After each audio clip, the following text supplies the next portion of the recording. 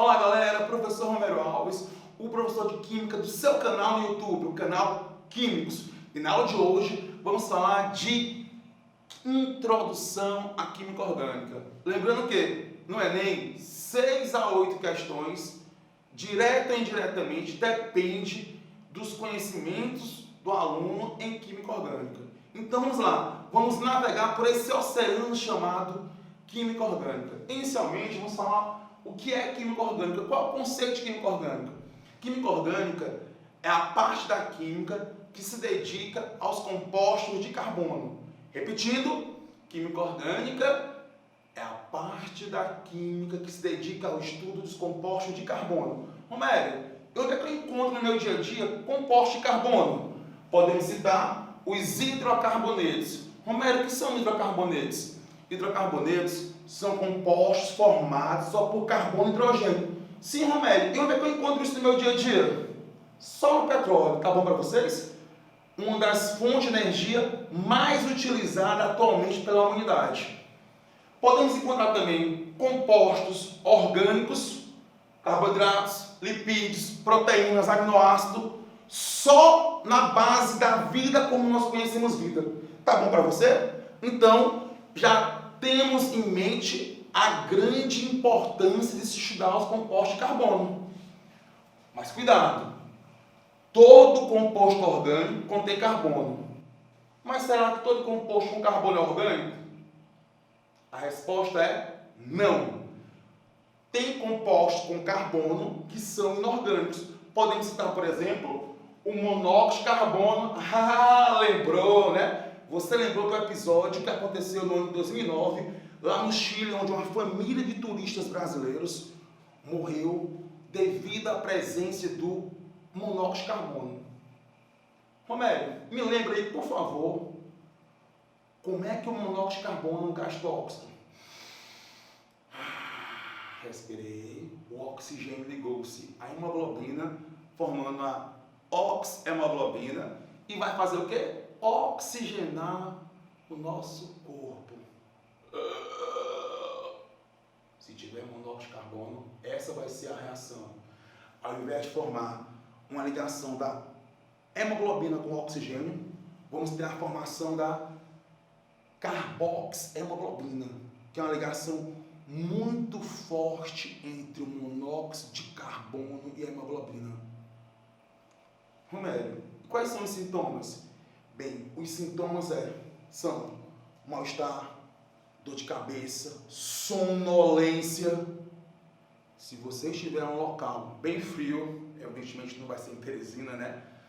Onde precisa utilizar calefação, e você estiver tonturas, mal-estar, vaze, evacue, porque você pode estar sendo intoxicado com monóxido de carbono. O CO2 tem carbono? Tem. É orgânico? Não. Ácido carbônico, ácido cianídrico, entre outros. Ou seja, tenha em mente que todo composto orgânico contém carbono, mas nem todo composto com carbono é orgânico. Mas até chegarmos a esse conceito de que química orgânica é a química dos compostos de carbono, passou-se vários eventos. E pensando nisso, vamos entrar agora num breve histórico. Uma das reações que marcou, podemos dizer que foi um divisor de águas na química, foi a descoberta e o domínio do fogo. Lembrando que na China antiga já se usava chás, já se usava elixir no combate de algumas doenças. Os antigos egípcios já usavam um corante índigo para colorir tecidos. E na Bíblia, um dos milagres do nosso Criador, um dos milagres de Jesus, foi justamente a fermentação do vinho. Olha a química orgânica fazendo um paralelo, um link com vários fatos importantes da história. Lemery fazia uma divisão em 3 grandes reinos para facilitar o estudo: reino animal, reino vegetal e reino mineral. Nessa época, já estamos no final do século XVII, começo do século XVIII, tínhamos uma classe não de cientistas, porque não seguia um método científico, mas de curiosos pelo menos curiosos, que eram os alquimistas.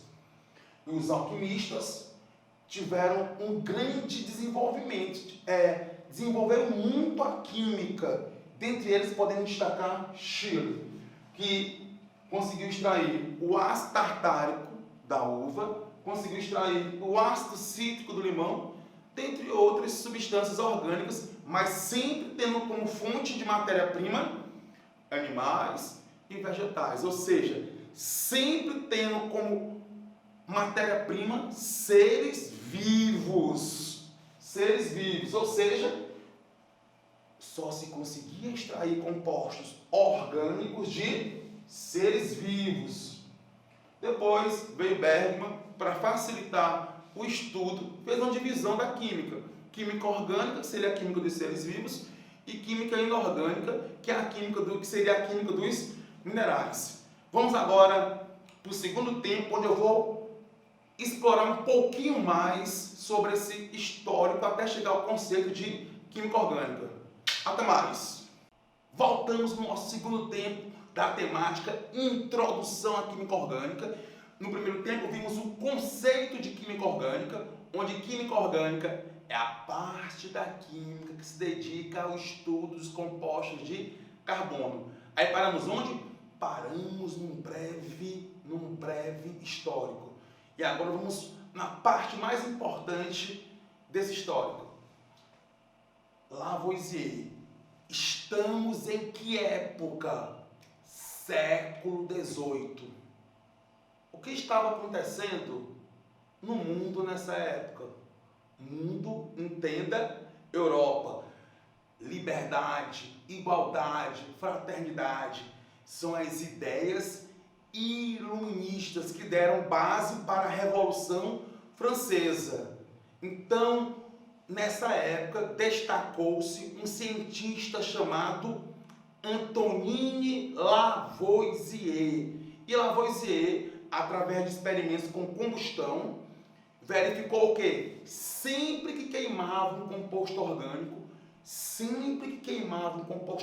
produzia CO2. Ora bolas, para se ter uma reação de combustão, é necessário reagir com O2, com oxigênio.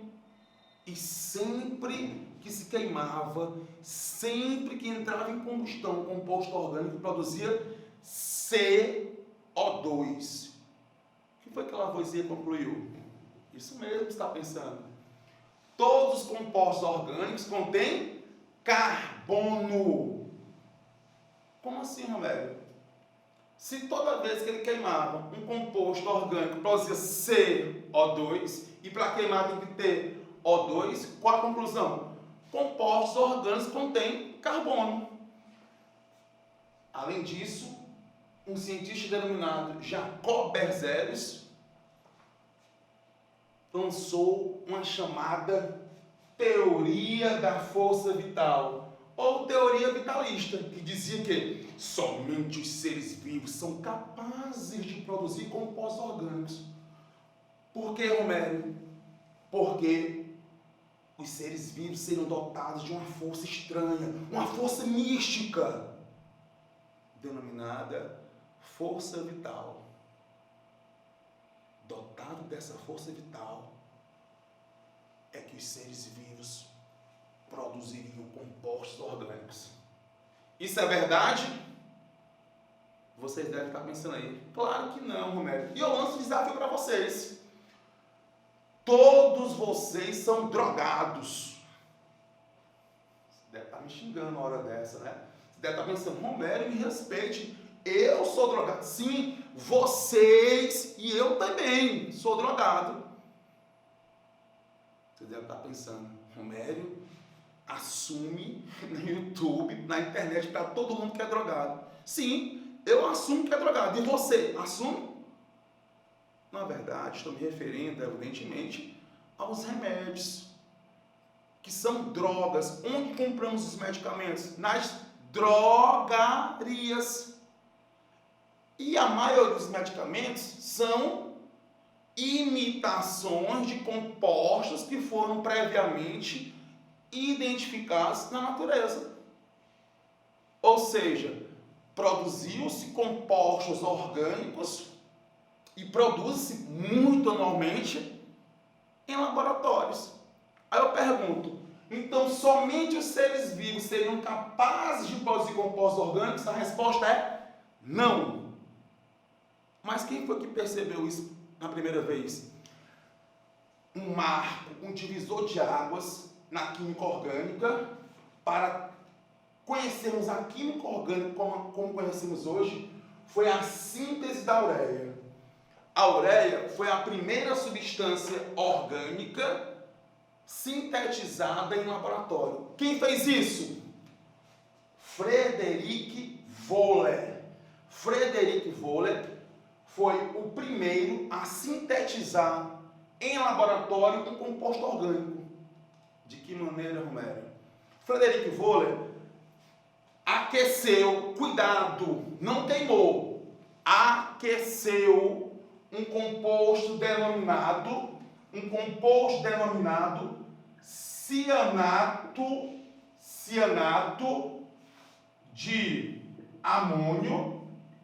cianato de amônio, aqueceu, não queimou, cuidado, e obteve uma substância presente na urina de muitos animais, dentre eles, eu, você, dentre eles, o homem. Com isso, a partir daí, o que aconteceu? Essa síntese derruba, aniquila, detona a teoria da força vital. Eu falei algumas vezes e volto a repetir. Wöhler aqueceu o cianato de amônio. Não queimou. Não é que tem diferença? E como tem? Em se tratando de aquecimento, que nós representamos por esse símbolo que é delta, é uma reação chamada reação de pirólise, quebra por aquecimento.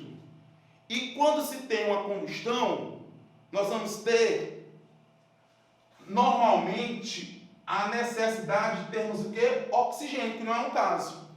Além disso, toda combustão é um processo exotérmico de pirólise, que é essa reação, que é, nesse caso, é um processo o quê? Endotérmico. E a cereja do bolo, a cereja do bolo, deixei para o final.